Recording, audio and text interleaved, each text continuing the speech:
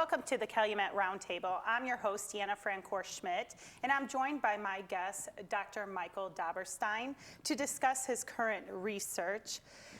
Today with Dr. Michael Dobberstein, he is a poet, a researcher, a writer, and an associate professor in the Department of English and Philosophy here at Purdue University Calumet.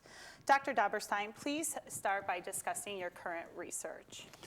Well, my research is focused on how poetry is actually read aloud. I'm referring to that as voicing poetry. We're used to seeing poetry look a certain way on the page. It's lined out differently than prose, and so we recognize a poem by its, what you might call its graphical representation, how it looks on the page. But that's different from how the poem is actually sounded. Most people don't read poetry aloud. Students who read poetry in classrooms are not often called upon to read it aloud. When they are, they don't really know how to do it, which is understandable because no one has ever actually taught them how to do it. Once upon a time, poetry reading was sort of a community activity. Okay. People read poetry aloud to each other. They went over to each other's houses, and someone would bring down a book, and they would read poetry aloud.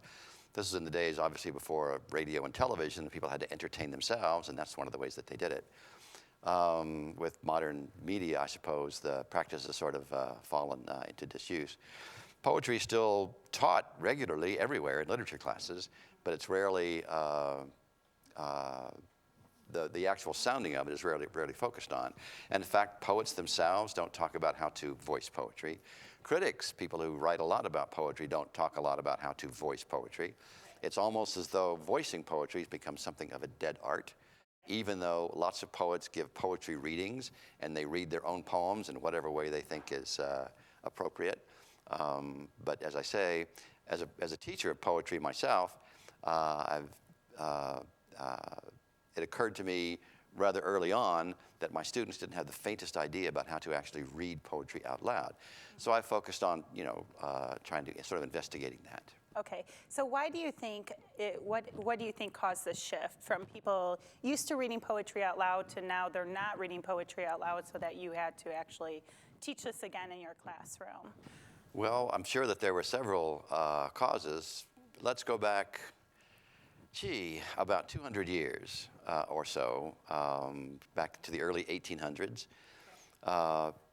Poetry was probably valued more than it is today. You could actually make money with a book of poems, something that's almost impossible to do now. When William Wordsworth and Samuel Taylor Coleridge became friends in the late 1790s, and they were talking about collaborating on a book of poems, one of the reasons they wanted to do that was to finance a trip to Germany, so that Coleridge could study German philosophy, and Wordsworth, being the good friend that he was, volunteered to go along with him. So they decided that they, because they were broke, that they would try to write a book to raise some money. Okay. So they collaborated on a book called Lyrical Ballads, which kind of changed the course of English poetry.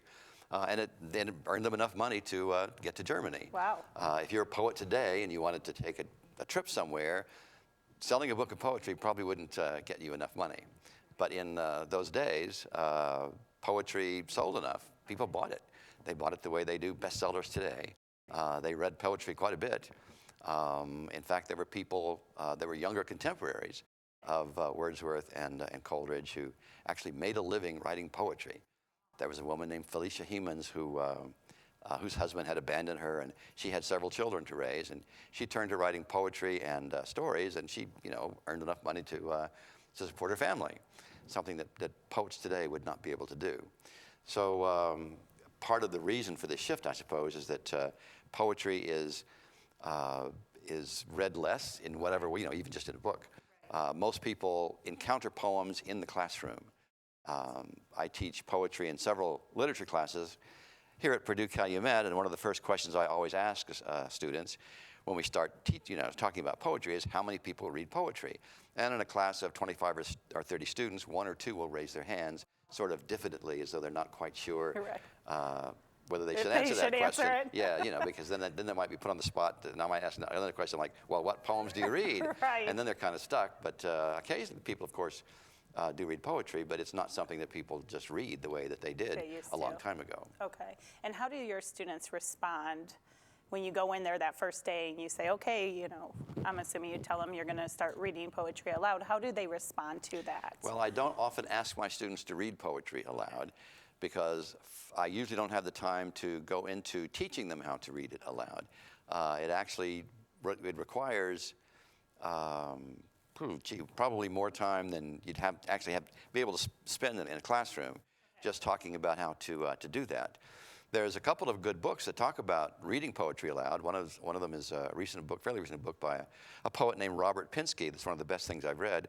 And there is actually a poetry contest. I think it's a national contest in which students, well, young people generally, memorize a poem and then read it out loud in an expressive kind of way. And there's rules for how to read the poem, to vocalize it on the website. So those are the kinds of things, if I had time, that I would do with my students. I would say, let's go to this website and listen to these poems, the way these students read these poems, and here's some rules for doing it. Let's see if you can do that. But that would take a while, so I usually just don't do it. Okay, and do any of your students actually express interest in trying to learn that technique? No. Oh. There's not a huge amount of interest among my students for poetry. Okay. In fact, I was teaching a poem in a class the other day, and it's not unusual. There was a student sitting close to the front of the class, and I could hear her saying, as I was talking about poetry, she's looking at her book and she's saying, "I hate poetry. I never can understand poetry." So that's I'm not criticizing students. That's just that's just the general sort of attitude toward poetry among students, at least. And then, how did you come about starting this research with voicing poetry? Well, because it occurred to me that I was looking at sort of the history of poetry, the history of English poetry. For most of the history of English poetry has been metered. That is to say, poets would write in a particular meter, say iambic pentameter. I guess I won't try to explain exactly what that is. Some people may have heard the phrase. In other words, they wanted a poem to have a certain rhythm. A famous line that's in iambic pentameter is a line from one of Shakespeare's plays. It's the first line from Hamlet's famous soliloquy, "To be or not to be." That's an iambic kind of rhythm. Da da da da da da. To be or not to be. As I say, for the most of English poetry, poets would try to write in a particular rhythm. So this was a very deliberate kind of thing that they would do. But that changed in the early part of the 20th century. Poets started using what they called free verse, and they weren't writing metrical poetry any longer. When you're saying out loud metrical poetry, it's easier to know how the poetry is supposed to sound. Okay. Because it's written in a certain kind of rhythm, which you can hear when you read it. But free verse doesn't have a particular kind of rhythm, so it becomes more difficult to read it out loud and to make any kind of real sense of it. Okay. So one of the reasons I think that students don't really understand how to read poetry, especially out loud, is because free verse doesn't give them any sort of visual signs as to how to read it, whereas metrical poetry does. And do you think that in the future that schools will start to adapt this reading the poetry out loud, or do you think this is still going to be something in the future where it's just going to be read? I don't see that schools are going to make a particular effort to teach students how to read poetry out loud. Wow. And do you have any plans to try to change that? No, I'm going to retire. Oh, okay. So you don't want to try to continue that so that way you can that's a large project. The first thing you have to get over is the bias that students have against poetry. And that's, because if you, I think the first thing that's required if you want to read a poem well out loud is to be really interested in the poem. Absolutely. And if you're not really interested in it, you're not going to be able to do that. Right. And I'm not sure that you can teach that. You can't really make somebody be interested in something that they're fundamentally not interested in. Exactly. And with your creative writing classes that you teach here on campus, do you try to introduce that as far as the creative writing to start? I talk about writing poetry, but I spend most of my time, I just teach an introductory course.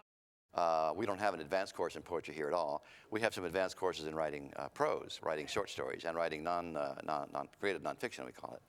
but no advanced course in poetry. And in my introductory course, which is what I teach the most, I spend more time talking about writing short stories than I do writing poetry. And is that something that you would like to see here on campus, is maybe offering that type of poetry class for the students? Well, it would always be nice, but you can't offer classes that students don't want to take it. Yeah. Right. And what do you think we can do to help motivate the students to want to find that love for poetry again? Well, I'm really not sure about that. I think that's the kind of thing that would probably be required to teach in public schools. There's, most of us as young children like poetry. I can remember reading to my son the Dr. Seuss books. Kids love that kind of thing. In fact, kids love word games, and they love the way language sounds. Mm-hmm. But when they get a little bit older, they kind of leave that behind, and the schools don't, I guess, promote that or support continuing that through the upper grades. So by the time they're getting to high school, they look at poetry as some kind of strange literary form that they're forced to study so they can pass their English course. Right, and then it becomes a dreaded process instead of an enjoyable process. Yeah, I agree with you. My children always loved it, and then it almost seemed like it died out in the middle school. Even. Yeah. By the time they got to middle school, that it died out. There's actually a huge gap between the poetry that kids read as youngsters, the Dr. Seuss sort of things, and what you might call a literary poem. Because by the time they're getting into middle school, and especially into high school, they're reading literary poetry, which is a lot different from, especially in content, so to speak, from the children's poetry that they read. But what I don't think teachers probably emphasize enough, that even with the literary poem, it's still fun with words. No matter the poet or the poem, even a complicated and poem like, say, The Wasteland, is still basically fun with words. Absolutely. And you can have fun with it if you can just read it out loud and sort of go with it. Right, and especially to get the educators more involved, to try to get the students more involved so that they could keep that love for poetry. Yes. Absolutely, I agree. Any other last comments before we take a break about your research? No, thank you. Okay. All right, we have a couple more seconds. For the voicing poetry for your students, are you going to try to get more of the students involved with this? Well, if I could figure out a way to do that. I always try to do it, I make a point of talking to my students about how poetry is, in the first place, fun with words. But they find it difficult, and, the most daunting thing about poetry is that it doesn't have a story. Lyric poetry is fundamentally different from narrative in that regard. It doesn't tell a story. There's no plot. There may be a character and a point of view, and the poet's always talking about something, but there's no particular story. Absolutely. And that kind of throws people. Yes, and we'll get back to that in a minute. We're going to take a quick commercial break. The Calumet Roundtable will be right back.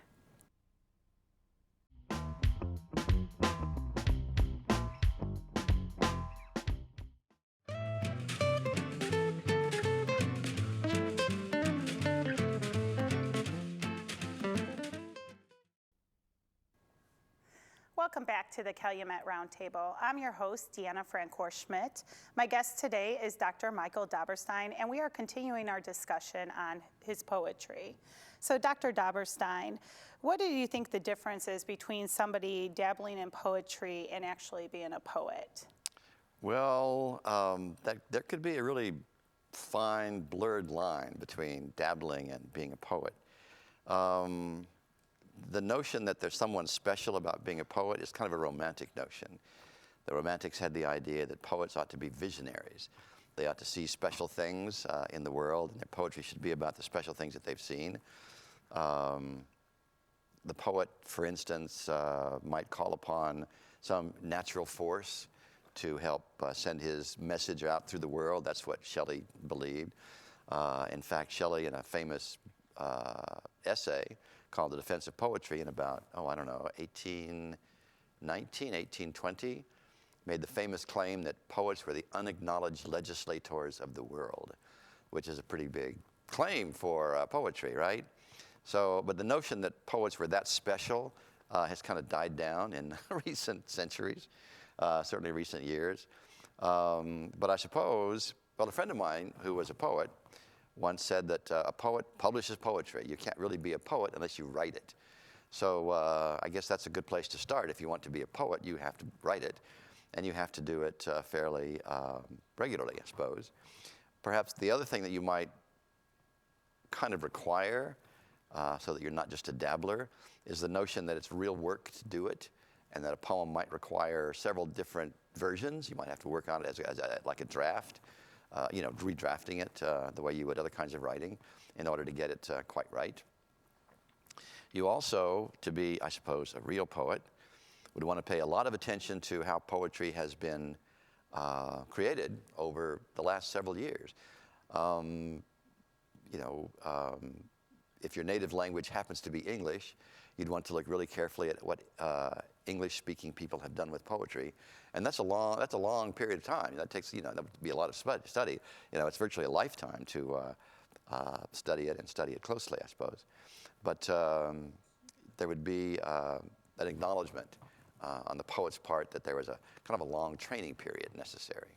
So I suppose if I was going to have to distinguish between the dabbler and the real poet, that's where I would start with, reading a lot of poetry. Training.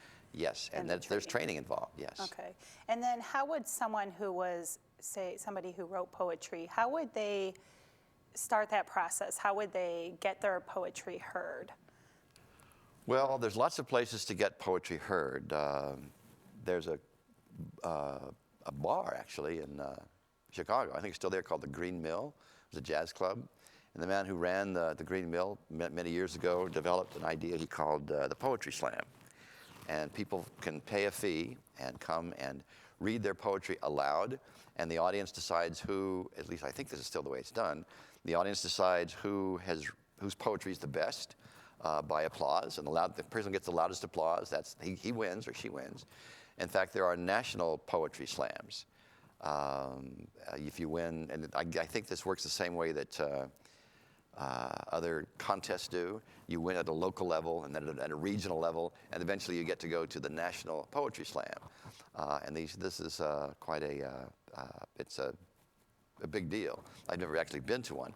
We used to have poetry slams here at this university. Oh, really? Yes, I was a judge of several of those. It's been a few years, but we would advertise it in the local papers that we were having a poetry slam, and people would come from all over, and they'd pay $5 entry fee, and then the audience didn't get to choose who was the best poet.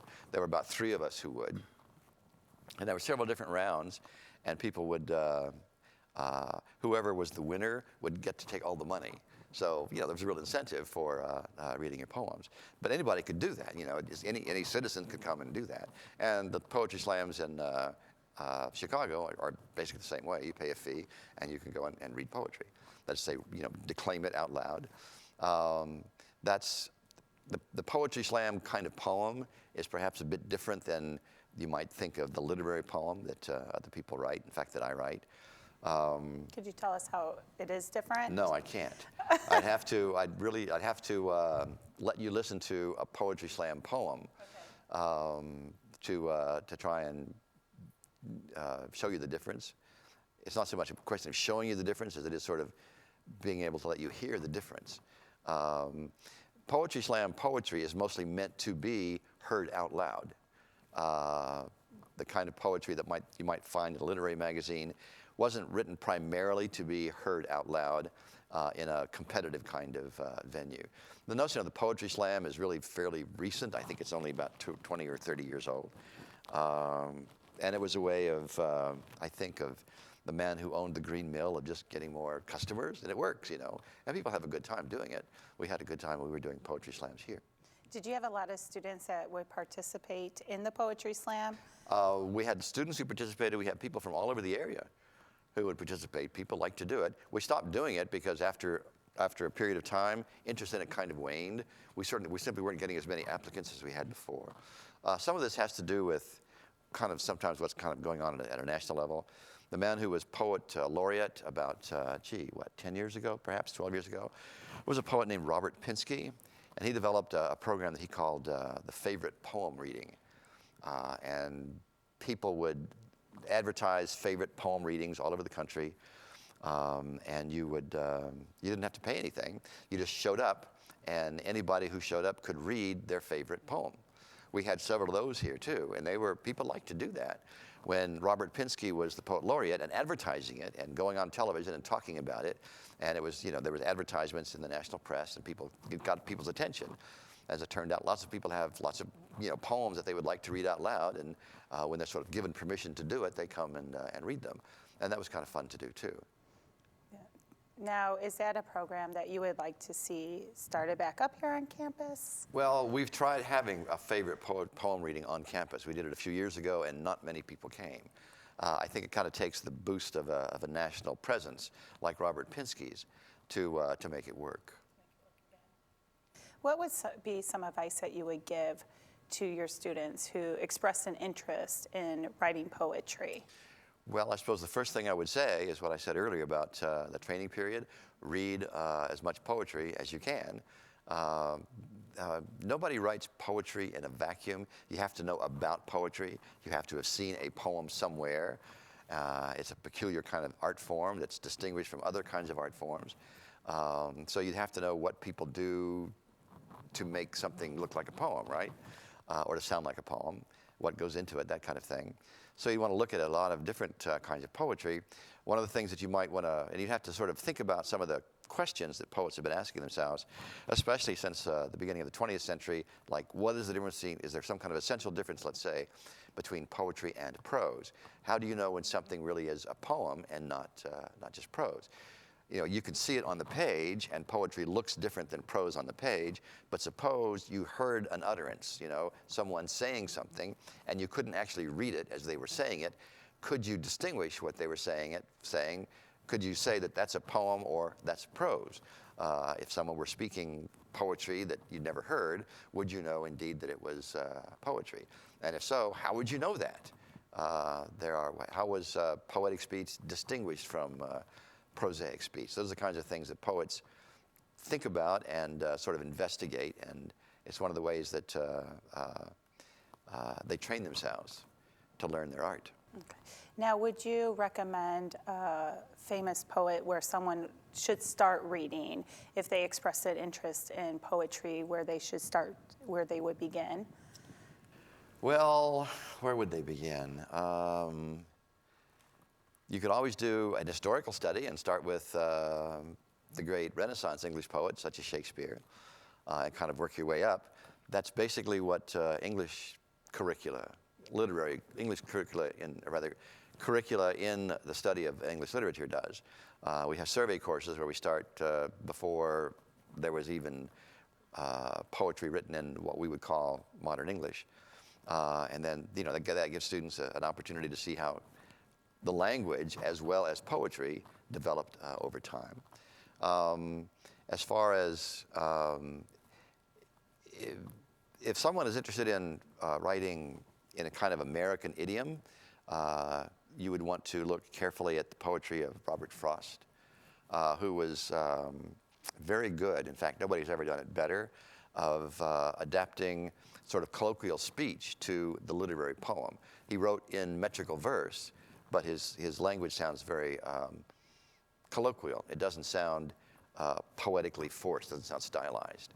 And reading a lot of Frost is a good lesson in how to create poetry in American English.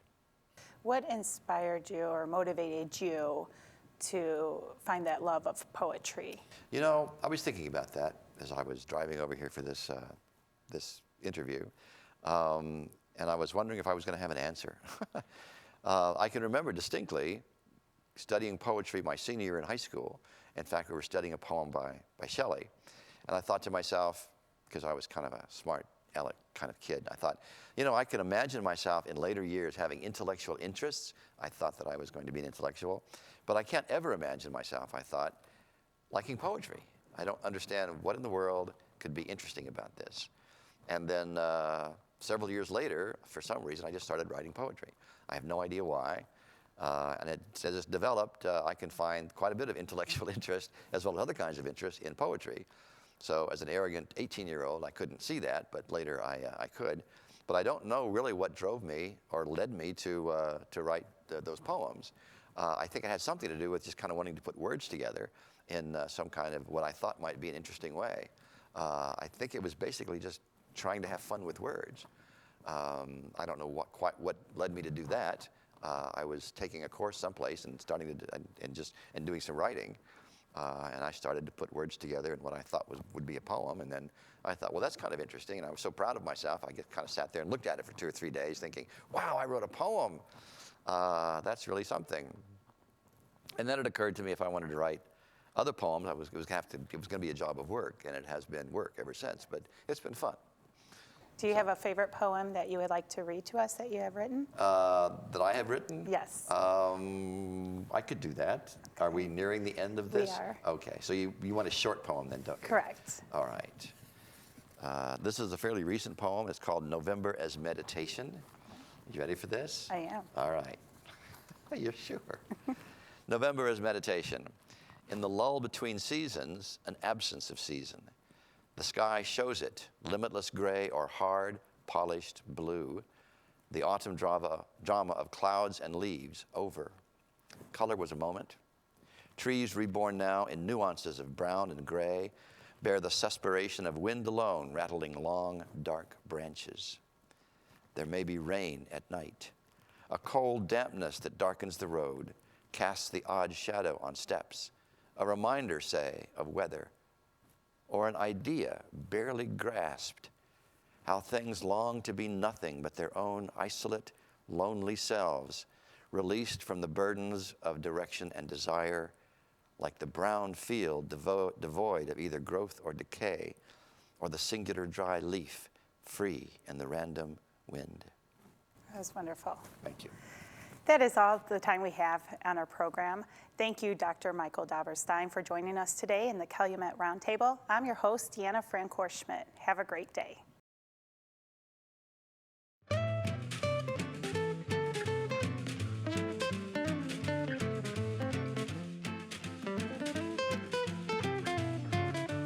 This is called the sort.